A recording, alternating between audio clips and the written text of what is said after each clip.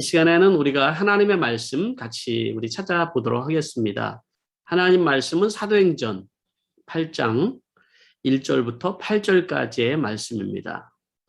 사도행전 8장 1절부터 8절까지 말씀, 세번역 성경으로 제가 여러분들을 대신해서 읽어드리겠습니다.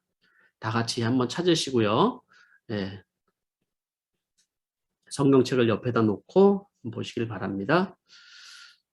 사울은 스데반이 죽임당한 것을 마땅하게 여겼다. 그날에 예루살렘 교회에 큰 박해가 일어났다. 그래서 사도들 외에는 모두 유대 지방과 사마리아 지방으로 흩어졌다. 경건한 사람들이 스데반을 장사하고 그를 생각하며 몹시 통곡하였다. 그런데 사울은 교회를 없애려고 날뛰었다. 그는 집집마다 찾아가서 남자나 여자나 가리지 않고 끌어내어 내서 감옥에 넘겼다. 그런데 흩어진 사람들은 두루 돌아다니면서 말씀을 전하였다. 빌립은 사마리아 성에 내려가서 사람들에게 그리스도를 선포하였다. 무리는 빌립이 행하는 표징을 듣고 보면서 그가 하는 말에 한 마음으로 귀를 기울였다. 그것은 귀신 들린 많은 사람에게서 악한 귀신들이 큰 소리를 지르면서 나갔고 많은 중풍병 환자와 지체장애인이 고침을 받았기 때문이다. 그래서 그 성에는 큰 기쁨이 넘쳤다. 아멘. 아멘. 네, 오늘 이 말씀을 듣는 여러분들 안에 오늘 큰 기쁨이 여러분 안에 넘쳐나기를 간절히 바랍니다. 잠시 기도하고 우리 하나님의 말씀을 잠시 듣도록 하겠습니다. 할렐루야. 하나님 아버지, 이 시간에는 하나님의 말씀을 듣는 시간입니다. 이 시간에 우리의 메마른 심령 가운데 성령님 찾아와 주시옵소서. 성령님께서 우리의 마음을 감화감동시켜 주시고 이 말씀이 깨달아질 때 우리 안에 참 기쁨이 있게 해주시고 은혜가 넘치도록 하여 주시옵소서. 아버지 하나님, 오늘 이 말씀을 듣다가 육신의 질병으로 고통당하는 사람들 주여 치유하는 하나님의 능력과 역사가 나타나게 주시옵소서. 정신적으로 영적으로 하나님 어려움 당한 상황에 있는 분들 주님 이 시간에 말씀을 듣다가 일어날 힘을 얻게 하여 주시고 성령님의 역사하심을 경험하게 하여 주시옵소서. 예수님의 이름으로 기도하옵나이다. 아멘. 오늘 저는 여러분과 함께 흩어진 사람들이라는 말씀을 가지고 여러분과 같이 은혜를 나누려고 합니다. 흩어진 사람들, 제가 성령님에 대해서 요즘 계속 얘기를 하면서 사도행전 8장으로 이렇게 왔습니다. 성령님의 역사와 흩어지는 게 도대체 무슨 관계가 있을까요? 네, 오늘 이 8장 속에서 어떤 일이 우리에게 하나님께서 말씀을 하시는지 이 사건을 통해서 우리 같이 한번 들어보도록 하겠습니다. 여러분 전 세계적으로 지금 한인 디아스포라들이라고 그러죠. 흩어져 있는데 얼마나 많이 흩어져 있는 줄 아십니까? 네, 제가 가진 통계는 2019년 통계인데요. 2019년 통계에 보면은 750만 명 정도가 이제 전 세계 흩어져 있다고 합니다. 근데 여기에는 뭐 이렇게 입양대에서 간 사람들 뭐 이런 사람들이 없기 때문에 실제적으로 800만 정도가 넘을 수도 있다. 800만 정도로 보면은 맞다 이런 얘기도 합니다. 디아스포라 하면은 여러분 유대인들이 생각이 나잖아요. 그렇죠? 성경에서 디아스포라의 역사가 있으니까 유대인들이 가장 많이 흩어진 사람들이죠. 그러니까 전 세계에 가장 많이 흩어진 나라 하면은 어떤 민족을 얘기하면 유대인을 얘기를 합니다. 근데 그 다음 가장 많이 흩어진 민족이 어느 민족인 줄 아십니까? 여러분 바로 한국 사람들입니다. 네, 한국 사람들이 굉장히 많이 흩어졌다라고 합니다. 근데 여러분 유대인들은 한정된 나라에 흩어졌지만 대한민국 그러니까 대한민국 아니죠. 뭐 이렇게 그런 한국 사람이나 뭐 북한에 있는 사람들이나 이런 사람들이 전 세계에 흩어진 나라에 몇 나라에 흩어졌냐면 178개국에 흩어졌다는 거예요. 그러니까 가장 많이 흩어진 나라. 그러니까 나라에 가장 많이 분포된 나라별로 봤을 때는 우리 한국 사람이 가장 많은 나라에 흩어졌다고 얘기를 하고 있습니다. 뭐 미국, 중국 이런 나라는 많은 이제 한인들이 있지만은 우리 호주에도 2018년도 통계에는 18만 명, 거의 20만 명 가량 되죠. 굉장히 많은 숫자죠.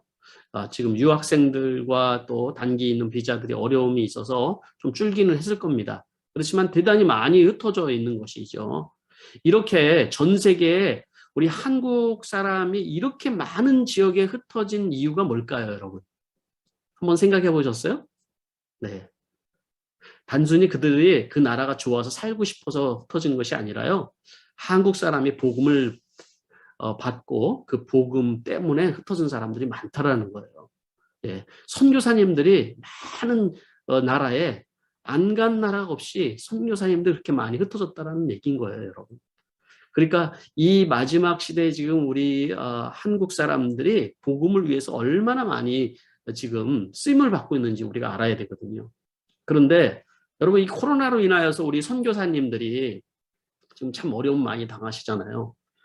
예, 지금 코로나로 인하여서 한국에 돌아가지도 못하고 평생을 그곳에서 살던 선교사님들이 그 자리를 지키면서 돌아가신 분들이 점점 늘어나고 있어요.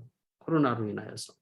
그곳에서 평생을 헌신하고 수고하고 그렇게 살았는데 그곳이 사실 그들에게는 고국이고 그곳이 그들에게 소중한 그 가족들이 있는 곳이 되겠죠. 그렇죠?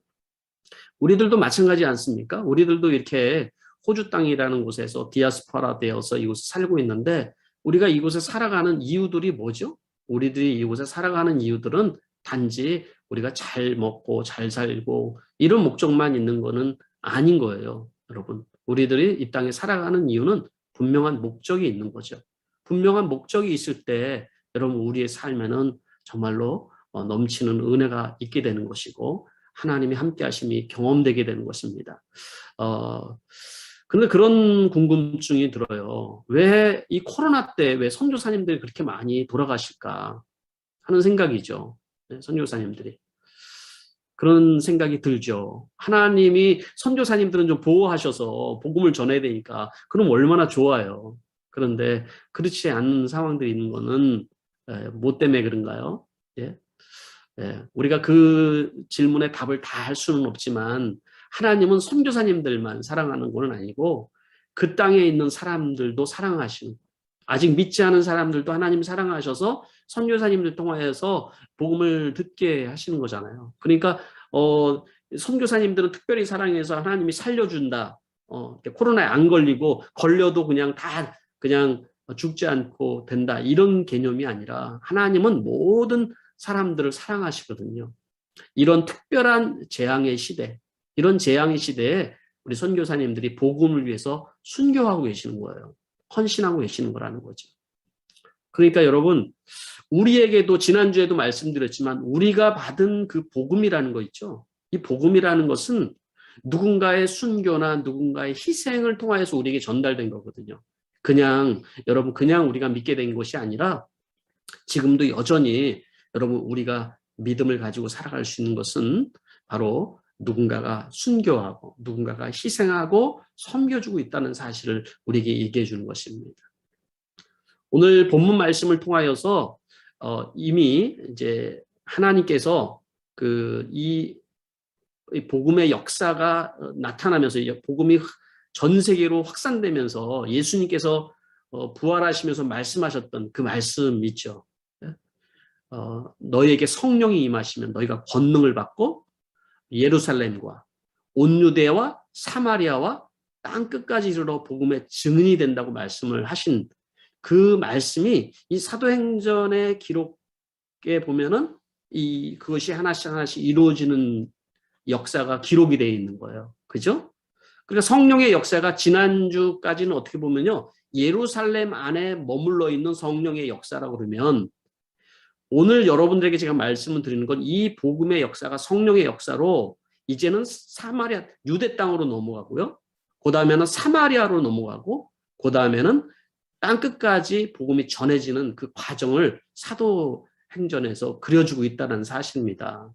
오늘 그럼 이 말씀을 통해서 어떻게 유대 땅과 사마리아 땅에 복음이 전해졌는지 한번 우리가 살펴보려고 하는 것이죠. 첫 번째 우리가 살펴볼 것은 흩어지는 사람들이에요. 1절과 2절의 말씀을 보니까 사울은 스데반이 죽임당한 것을 마땅하게 여겼다. 그날에 예루살렘 교회에 큰 박해가 일어났다. 그래서 사도들 이외에는 모두 유대 지방과 사마리아 지방으로 흩어졌다. 경건한 사람들이 스데반을 장사하고 그를 생각하며 몹시 통곡하였다. 이렇게 얘기했어요. 사울이 스데반이 죽은 것을 마땅하게 여겼고요. 예루살렘에는 당시에는 뭐가 있었다고 그랬어요? 큰 박해가 있었다는 거예요. 작은 박해가 아니라 이 사건 이후로 엄청 큰 그 박해가 일어났다는 거예요. 그러니까 여러분, 스데반이 순교한 그 이후로 예수를 믿는 것 자체가 공식적으로 불법이 되어버린 거예요. 이게. 여러분, 예수 믿는 것이 불법이 되는 세상, 여러분 상상이 가십니까? 그런데 예수 믿는 것이 불법이 된 세상이 여러분 아직도 이 땅에 존재한다는 겁니다. 예수를 마음대로 믿을 수 없는 나라들이 많이 있다는 것입니다. 지금 우리들도 이런 상황에서 예수를 마음대로 믿지 못하는 것에 대한 우리가 교회에 마음대로 가서 예배하지 못하고 이런 것이 어려워지죠. 마지막 때는 점점 더 그런 상황들이 되어질 것입니다. 그런데 여러분, 이러한 이 박해로 인하여서 일어난 사건이 여기서 뭐라고 얘기했어요? 흩어졌다라는 거예요. 유대 지방과 사마리아 지방으로 다 흩어졌다라는 것이죠. 그러니까 이 말씀 속에서 우리는 이 8장에 넘어가면서 복음이 예루살렘에서 이제 유대와 사마리아로 넘어가구나 하는 것을 지금 우리가 알 수가 있는 것이죠. 그죠? 어떻게 보면 거기 있는 사람들은요, 그냥 예루살렘에서 그 일어난 부흥이 너무 좋은 거예요, 지금은. 네, 너무 은혜롭고, 함께 있는 것이 너무 좋고, 정말 함께 말씀을 공부하고, 또 같이 기도하고, 사랑을 나누고 하는 것이 너무 좋은데, 그런데 성령의 역사는 거기로 머물도록 한 것이 아니라 흩어지셨다는 거예요. 여러분, 우리가 이제 봄이 지나고 나면은, 교회 뒤에 마당에도 민들레가 이제 꽃이 노랗게 피게 됩니다. 민들레 꽃이 피기 전에는 보니까 거기에 우리가 알다시피 하얀 그 둥그런스름한 그 꽃이들이 하얗게 예쁘게 먼저 핍니다. 그죠? 그런데 그 꽃이들이 어떻게 해서 여러분 꽃을 피우게 되죠? 바람이 불어야 돼요. 바람이 세차게 촥 한번 불거나 아니면 제가 이게 들고 후 하고 불면은 이 꽃씨들이 날아가는 거예요. 네, 날아가서 각자 있는 곳에 떨어져서 거기에서 이제 다시 씨앗을 이렇게 내리고 거기서 꽃이 그 다음 해에 되면 꽃이 피게 되는 것이거든요.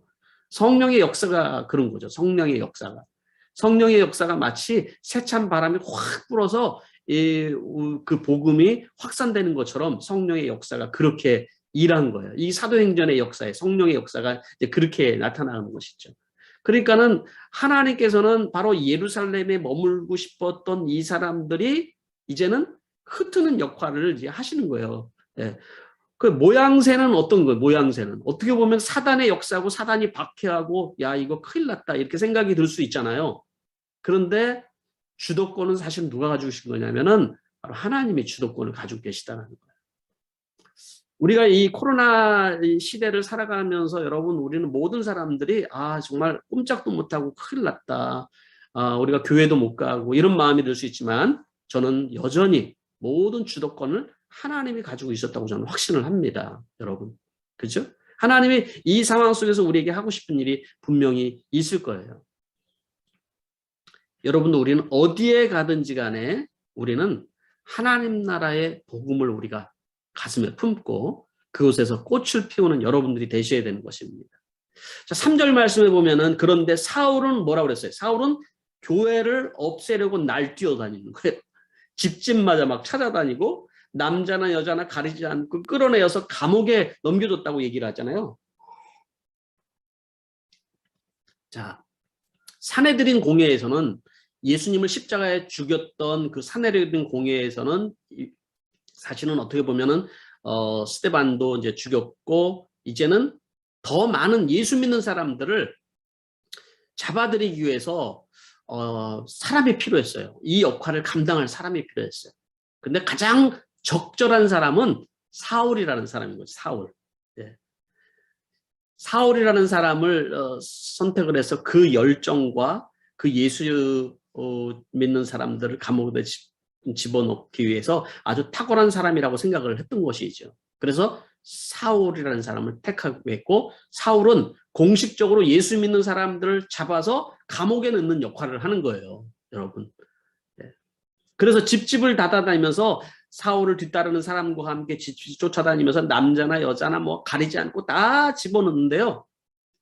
왜 여기서 큰 박해라고 얘기를 했을까요? 그냥 단순히 잡아만 갔으니까 박해라고 그랬을까요? 아니에요. 기록에 의하면은 잡힌 사람들이 예수님께서 그렇게 채찍에 맞으셨던 것처럼 이 사람들이 태형을 맞았거든요. 그러니까 너희들이 지금 다른 예수를 부인을 해야 된다 이렇게 얘기를 해도 그들은 잡혀서도 여전히 예수님 얘기밖에 안 나오는 거죠. 그들이. 그래서 그들에게 내려진 형이 뭐냐면 39대의 태형인 거예요. 태형. 채찍에 맞는 거죠. 이 태형은 여러분 얼마나 사람을 정말 힘들게 하냐면은 이 태형은 한 열 몇 대만 맞으면 거의 사람이 실신할 정도로 된다고 하는 거예요. 예. 그리고 39대를 다 맞으면 거의 정신 착란증에 난다는 거예요. 그래서 한 군데만 때리지 않고 온 몸을 다 때리는 거예요. 이 채찍으로. 온 몸이 다 피멍이 들고 찢겨나가고 그렇게 되는 매인 거예요. 그러니까 이 매를 40대를 안 때리는 이유는 죽을까 봐요. 40대를 때리니까 죽는 거예요. 그러니까 39대만 간신히 목숨만 붙어있게끔 만드는 그런 매였던 거죠. 어떻게 보면 나중에 사울이 바울이 되어서 이 매를 본인이 40에서 한 번 감한 39대의 매를 3번이나 맞게 되잖아요. 그런 일을 당하죠. 지금 자기가 하고 있는 일을 모르는 거예요. 사울은 이 모든 과정들을 다 지켜보고 있었어요. 그런데 여러분 감사한 거는 이런 상황에 있는 그리스도인들이 자신들이 그런 매를 맞으면서도 믿음을 지키는 것, 그걸 영광의 훈장으로 생각했다는 거예요. 그들은. 여러분 한번 생각해 봅시다. 우리는 예수님을 따르면서 예수를 믿으면서 그런 상처와 영광의 훈장들이 우리 안에는 있을까요? 예, 우리 안에 많은 고통과 고난과 아픔이 있지만 그것이 여러분 다 하나님 보시기에 아름다운 영광의 훈장이 될 수 있게 되기를 저는 바랍니다. 자, 이제 예루살렘에 있는 성도들 중에 모든 사람들이 이 상황 속에서 다 흩어진 건 아니에요. 다 하루아침에 이제 조용히 짐을 꾸리기 시작을 했어요. 왜냐하면 다 너무 박해가 심하니까 이제는 예루살렘을 떠나는 거죠, 다. 그런데 모든 사람이 다 떠난 건 아니에요. 거기에는 사도들은 남아 있었어요. 사도들은 남아 있고 이제 사도들과 함께 또 신실한 몇 사람들은 그 자리에 남아서 예루살렘 교회를 지키죠, 여러분. 그러니까 누군가는 떠나지만 또 예루살렘 교회를 지켜야 될 사람들이 있었던 것이에요, 거기에. 하루아침에 지금 예루살렘 교회가 문이 닫히고요. 성도들이 텅 비고 그렇게 북적거리고 하나님을 예배하고 찬양하고 말씀 듣고 기적이 일어나던 그 예루살렘 성전이 하루아침에 문이 닫혀버렸어요. 하루아침에 텅 비게 된 거죠. 그 텅 빈 예배당을 사도들이 그리고 몇 제자들이 지키고 있었다라는 것입니다. 지금도 어떻게 보면 여러분 모든 사람들이 떠나야 되는 그런 상황에 있을 때 그래도 하나님은 그 자리를 지키게 하는 사람들이 있다라는 거예요, 여러분. 선교사님들이 그 역할들을 하지 않나 생각을 합니다. 선교제에 있지만은 그곳에서 그 영혼들을 생각하면서 그 교회를 생각하면서 그 자리를 지키고 있는 선교사님들. 그러다가 순교하고 그 자리에서 이제 생을 마감하시는 분들이 계시는 것이죠. 여러분 우리는 이런 질문을 해볼 수가 있습니다. 교회와 성도가 핍박당할 때 그러면 하나님은 뭐 하고 계셨을까? 뭐 하고 계셨을까요? 하나님은 이럴 때? 제가 아까도 얘기했지만 이 흩어지는 것은 모양새로 봤을 때는 박해나 핍박이 사단의 역사가 맞습니다. 그렇지만 여러분 주도권은 여전히 하나님이 가지고 있다라는 거예요. 이 박해를 통하여서 하나님은 하나님의 더 큰 놀라운 계획을 가지고 계셨다라는 거예요. 예? 그래서 교회는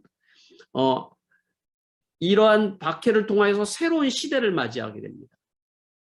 여러분들에게도 이해할 수 없는 고난이 오고 이해할 수 없는 환경에 그런 핍박이 여러분들에게 있고 할 때 여러분 우리 한번 생각을 해봐야 되는 거예요. 하나님께서 뭔가 새로운 일을 하나님의 주도권을 가지고 뭔가 새로운 역사를 이뤄나가시는 일이 무엇이 있을까 하는 생각을 한번 해보셔야 되는 것이죠. 어떤 일이 하나님께서 지금 계획하신 거예요? 어떤 일이 일어난 거예요? 자, 두 번째 우리가 살펴본 것은 바로 유대 땅에 교회들이 세워지기 시작했다라는 거예요. 유대 땅. 4절 말씀해 보니까 그렇죠. 그런데 흩어진 사람들은 두루 돌아다니면서 말씀을 전하였다라고 얘기를 합니다. 예, 여기에서 흩어진 사람들은 첫 번째로 그 유대 땅에 있는 사람들이에요. 아까 유대 땅이 흩어졌다고 그랬잖아요. 그럼 이들은 흩어지면서 예루살렘에서 떠나서 하루아침에 떠나서 이제 유대 땅에 있는 모든 땅에 이제 이렇게 그 흩어진 거예요. 그리고 본격적으로 이 흩어짐으로 인하여서 유대 땅에 복음이 시작이 되기 시작을 하는 것이죠. 이들이 예루살렘을 떠날 때 갑자기 일어난 박해잖아요, 이게. 그러니까 오랜 시간을 두고 일어난 박해가 아니라 갑자기 일어난 박해를 두고 그들은 하루아침에 집을 떠난 거야. 짐을 싸가지고. 뭐 어디 간다고 계획을 짜고 이것이 아니라 하루아침에 저녁에 정말 도망하듯이 떠난 사람들이거든요. 그러니까 그들은 삶의 근거지를 잃었고요. 어떻게 살아가야 될지를 잃고 직장도 잃고 집도 잃고 모든 것을 잃고 그들이 흩어졌다라는 거예요. 그 흩어졌는데 그들이 어떻게 살았을까요? 그들은 예? 아마 성경에서 다 얘기하지는 못했지만 육체적으로 정신적으로 경제적으로 굉장히 어려웠을 거예요. 그죠? 분명히 어려웠을 거예요. 그런데 그들은 성경 속에서 그들이 경제적으로 어려워서 어떻게 했다 또 뭐 이렇게 했다 그런 얘기는 없어요. 저는 하나님의 특별한 보호하심과 인도하심이 있었다고 생각을 합니다. 그들에게 오직 관심은 무엇이냐면 내가 그 흩어진 그곳에서 어떻게 믿음을 유지하고 어떻게 내 신앙을 지키고 복음을 전할 것인가에 관심이 있었어요. 그러니까 예루살렘에 그들이 복음에 열정이 없었던 게 아니에요. 그들은 그 자리가 너무 좋았기 때문에 흩어지지 않은 것이지 결국 그들은 성령의 역사로 인해서 흩어지게 된 것이죠. 그렇죠? 예, 그들은 그 믿음을 그 유대 땅에 가서도 포기하지 않았다는 거예요. 신앙이란 단지 여러분 교회를 다니는 것을 말하는 것이 아니에요. 그들이 어디에 있든지 간에 부활하신 주님과 함께 동행하며 모든 핍박과 환난과 어려움 가운데서도 주님이 함께 하심을 믿는 것. 그렇게 살아가는 것. 그러니까 진정한 신앙이란 뭐냐면 그리스도 안에서 살아가는 거예요, 여러분. 지금 나와 함께 하시는 그 주님과 함께 동행하고 어디 가서든지 내가 주님의 자녀이고 주님의 자녀인 것을 그 정체성을 잊지 않고 우리가 살아가는 것 그것이 필요한 것이죠. 주님도 우리에게 약속하신 거잖아요. 예, 내가 너희를 그냥 고아처럼 내버려 두지는 않는다. 절대로 그냥 내버려 두지 않는다. 유대 땅에 흩어진 이 사람들은요 서로 연결되고 서로 함께 모이기 시작을 했어요. 그래서 예루살렘에서 있었던 그런 똑같은 일들이 유대 땅 곳곳에서 일어나기 시작을 했거든요. 어떤 일이요? 예루살렘에서 함께 모여서 사도들과 함께 말씀을 듣고 그리고 거기에서 같이 은혜를 나누고 빵을 떼고 같이 예배하고 하는 가정교회들이 거기에서 늘어나기 시작을 했다는 거예요. 제가 읽은 책 사도행전의 이야기 진 에드워드 목사님이 쓴 그 책에는 유대 땅에 당시에 100여 교회가 그렇게 세워졌다. 이 100여 교회가 어떤 교회? 100개. 100개가 대략적으로 예상하는 거죠. 그 흩어져서 세워진 교회들은 다 가정에서 드리는 교회인 거예요. 그게. 예? 그들은 그곳에서 흩어져서 평신도들이 사역자가 되어서 그곳에서 교회를 세웠다라는 것이죠. 그들은 전문적인 신학을 교육을 받은 적도 없고 신학적인 지식이나 학위를 가진 적도 없었고 그들은 그냥 자기의 생업을 가지고 있었고 평범한 어떤 사람은 일용직이었고 어떤 사람들은 그냥 상인이었고 하루하루를 살아가기 위해서 정말 우리처럼 똑같이 살아가는 그들이었다는 거예요. 그런데 그들은 복음의 사역자로 부름을 받고 그곳에서 바로 교회를 세웠다는 거예요. 예수님의 증인으로서 제자로서 그곳에서 살아갔다는 거예요. 예루살렘에서 8년이라는 시간을 같이 그 교회를 중심으로 해서 훈련받은 것, 그걸 가지고 그 유대 땅에서 그렇게 흩어져서 그렇게 신앙생활을 한 것이죠. 네? 사도행전 2장 26절에 있었던 그 한 구절 말씀처럼 한 거예요. 날마다 한 마음으로 성전에 모이기를 힘쓰고 집집이 돌아가면서 빵을 떼며 순전한 마음으로 기쁘게 음식을 먹고 하나님을 찬양한 일들이 거기서도 똑같이 발생을 하게 된 것이라는 거죠. 근데 그걸 거기에 있는 사람들이 흩어진 사람들이 함께 모여서 또 다른 유대인들을 전도하는 것이죠. 지난주에 우리가 일본의 박희우 선교사님 말씀을 듣는 중에 제가 그 마음속에 그 선교사님 이야기를 들으면서 참 은혜가 됐던 부분이 그랬어요. 일본 땅에서 한 영혼을 구원하는 것이 쉬운 일이 아니잖아요. 그런데 타케다 씨가 예수님을 믿게 됐다라는 것에 기뻐하시면서 그 타케다 씨가 성령님을 체험하고 그 믿어지는 복이 그냥 믿어지는 게 성령을 체험하니까 믿어지는 복을 얻었다는 표현을 했어요. 그래서 타케다 씨와 함께 은혜를 나누는데 그것이 얼마나 위로가 되고 얼마나 기뻤는지 모른다 이런 표현을 하셨거든요. 네? 그러니까 이 유대의 땅에 흩어져 있었지만 같이 신앙적으로 같이 그 가정교회 안에서 서로 연결되고 같이 예배하고 은혜를 나누는 그거 자체가 그들에게는 큰 은혜고 축복이고 정말 큰 위로였던 것이죠. 그게 그렇게 유대 땅에 복음이 확산되기 시작을 한 거예요. 네.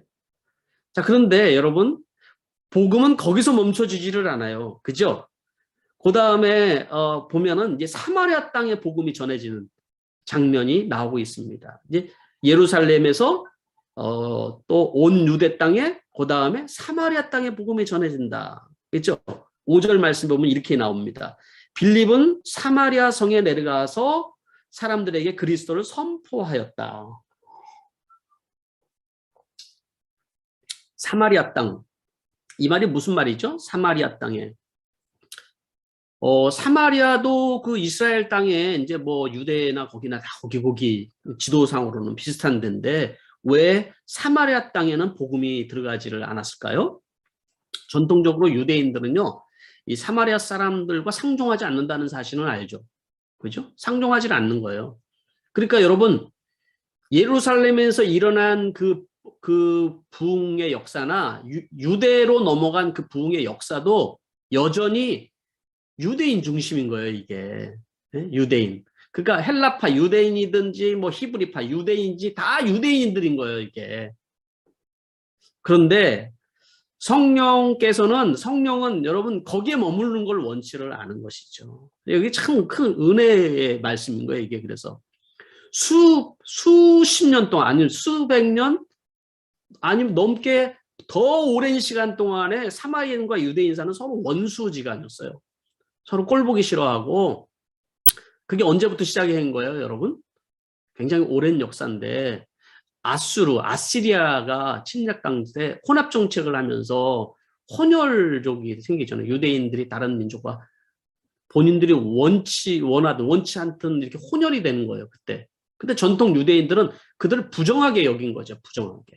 그래서 유대인들은 이방인들도 시도하지만 이방인들보다 더 싫어한 게 바로 그 혼혈, 사마리아 사람들.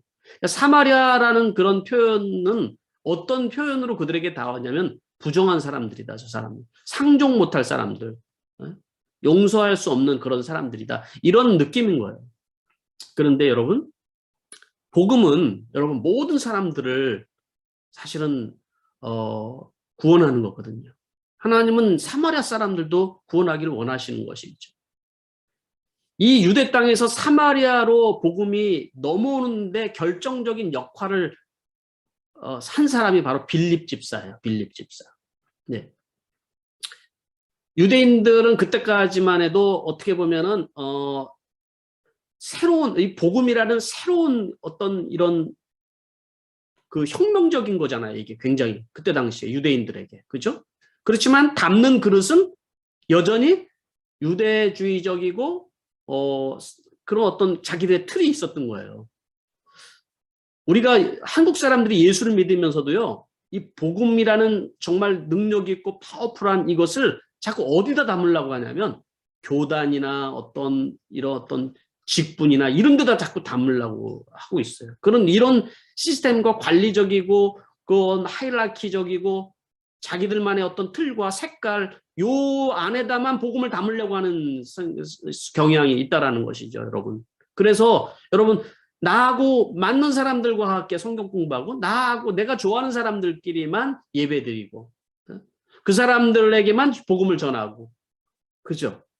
이런 색깔들이 신앙적인 색깔들이 생겨나는 것들. 하나님은 이런 거 다 깨기를 원하시는 거예요. 신앙생활하면서 여러분 우리는 목장 안에서 어떻게 보면 내가 싫은 사람들도 있을 수 있고요. 또 내가 상종하기 싫은 사람들도 있을 수 있어요. 그런데 복음은 그런 사람들을 품어야 된다고 얘기를 하는 거예요. 그런 사람들. 그거를 품고 그걸 넘어갔을 때 여러분 성령의 놀라운 역사가 일어나는 거거든요. 기적 같은 역사들이 일어나는 거예요, 여러분. 내가 살아가면서 사마리아와 같은 사람들, 나에게 그런 사마리아사 같은 사람이 누굴까요, 여러분? 네? 상종하기 싫은 사람들, 그런 사람이 누굴까요? 이걸 넘어가라고 얘기를 하는 거예요, 성령은 우리에게. 넘어가야 되는 거예요, 이게.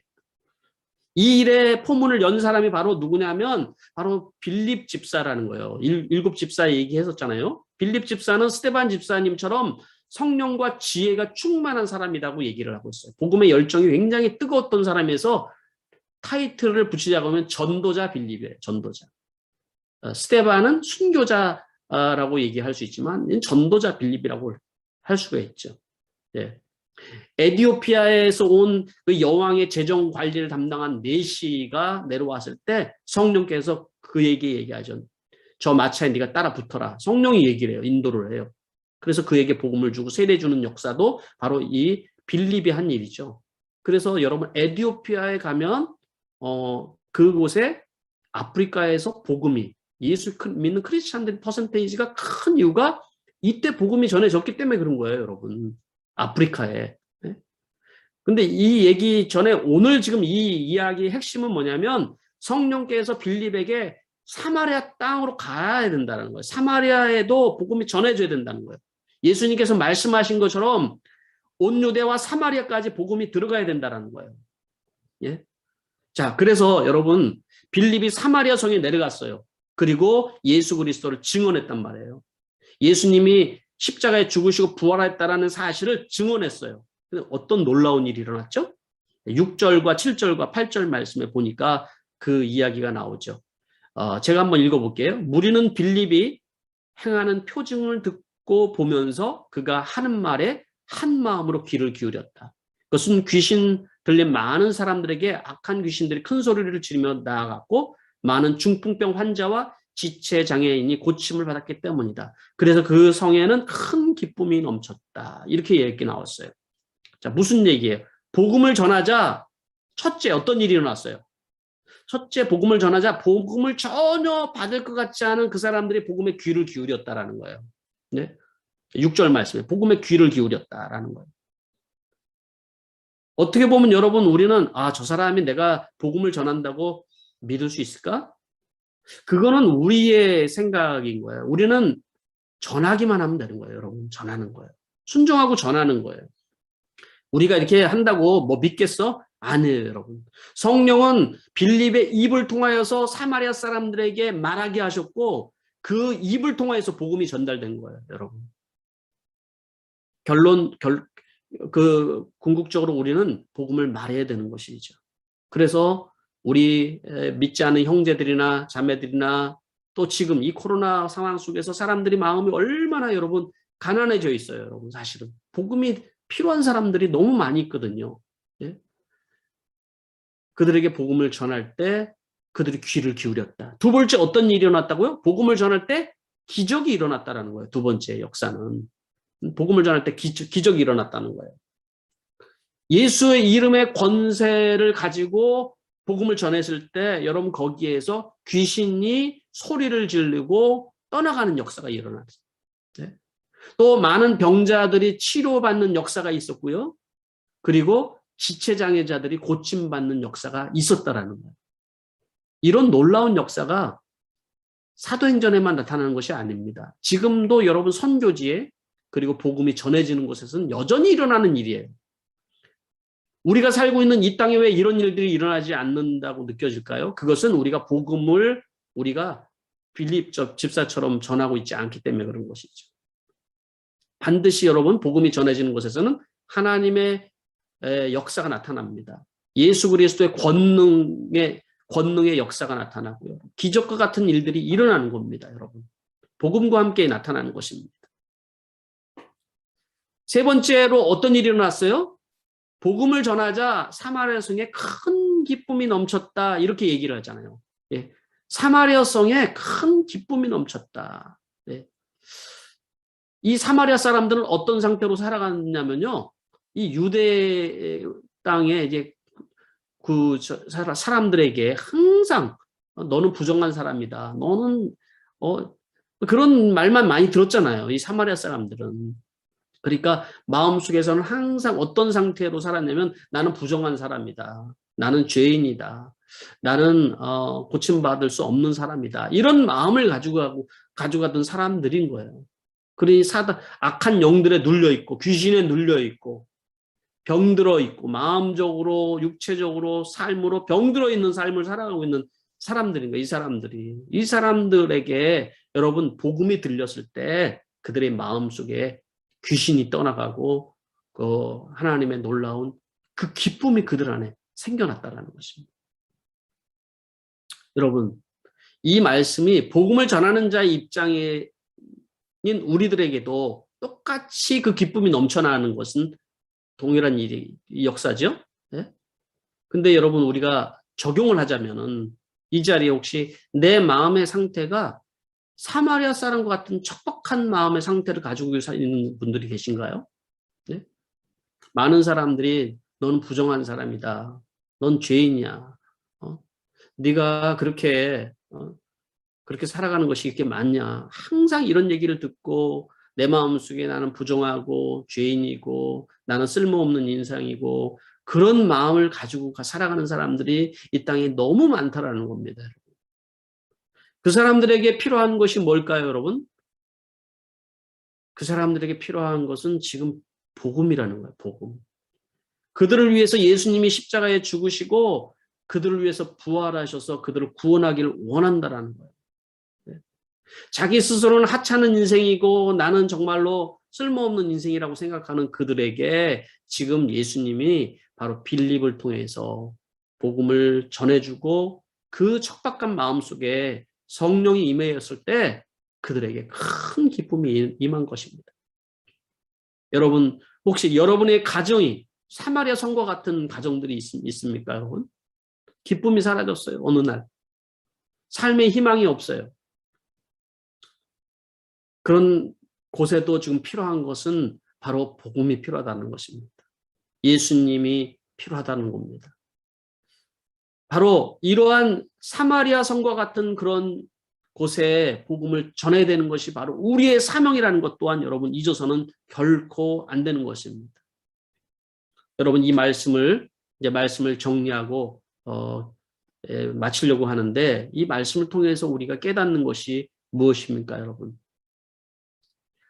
성령께서 각자 오늘 이 말씀을 들으면서 주시는 그 음성이 각자 있을 거라고 생각합니다. 우리는 코로나로 인하여서 함께 예배하지 못하지만 하나님은 주도권을 여전히 가지고 계시다라는 겁니다. 여러분이 흩어진 그 가정에서 바로 우리는 또 교회를 이루어 가고 있는 것입니다. 지금 그곳이 여러분 어떤 곳은 사마리아 성과 같은 곳이고 어떤 곳은 유대와 같은 곳이지만 그곳에서 여러분 우리는 여전히 복음으로 인하여서 살아가고 복음으로 인하여서 다시 일어나는 곳이 되어야 되는 것이죠. 그리고 여러분 그곳에 정말 큰 사마리아 성의 복음을 듣고 큰 기쁨이 있었던 것처럼 여러분의 가정에 큰 기쁨이 일어나고 또 우리가 복음을 전할 때 큰 기쁨이 넘쳐나는 여러분 그런 역사가 있어야 되는 것입니다. 그래서 우리는 계속 복음을 말해야 됩니다. 계속 복음을 말해야 돼요. 복음을 말해야 기적이 일어나는 것이고 여러분 복음을 말해야지 큰 기쁨이 일어나는 것입니다. 지금 많은 사람들이 이 마음이 가난해져서 어떻게 살아가야 될지 무엇을 해야 될지 모르고 방황하는 사람들이 많이 있는데 지금이야말로 여러분 꼭 만나야만 복음을 전할 수 있는 것이 아닙니다. 여러분 복음을 전해야 될 때라는 것을 우리가 기억을 하시고 우리가 정말 복음의 증인으로서 여러분 살아갈 수 있는 여러분 되시기를 부탁을 드립니다. 우리 이 시간에 말씀을 생각하면서 함께 이 시간에 잠시 기도하기를 원합니다. 시간에 우리가 조용히 눈을 감고 1분 정도 오늘 성령께서 나에게 주시는 그 음성을 우리가 들으면서 우리가 결단과 헌신을 올려드렸으면 좋겠습니다. 지금 정말 사마리아 성처럼 여러분의 마음밭이 여러분의 마음이 기쁨을 잃었습니까? 여러분 그렇다면 지금 우리에게 필요한 것은 복음입니다. 또한 아무것도 할 수 없는 상황에서 너무나도 답답합니까? 여러분 우리는 끝까지 하나님을 신뢰합니다. 하나님의 큰 계획 속에서 여러분 우리에게 행하실 것을 우리가 믿고 살아가는 사람들입니다. 우리는 하나님 앞에 기도하며 기대합니다. 하나님께서 새롭게 역사를 하셨던 것처럼 예루살렘에서 온 유대 그리고 사마리아로 이제 계속해서 늙게 된 땅끝까지 복음이 증거되는 것처럼 하나님은 이 상황 가운데서도 정말 복음을 통하여서 모든 민족이 구원되는 역사를 이루어 가실 줄 믿습니다. 우리 이 시간에 잠시 우리 기도하도록 하겠습니다.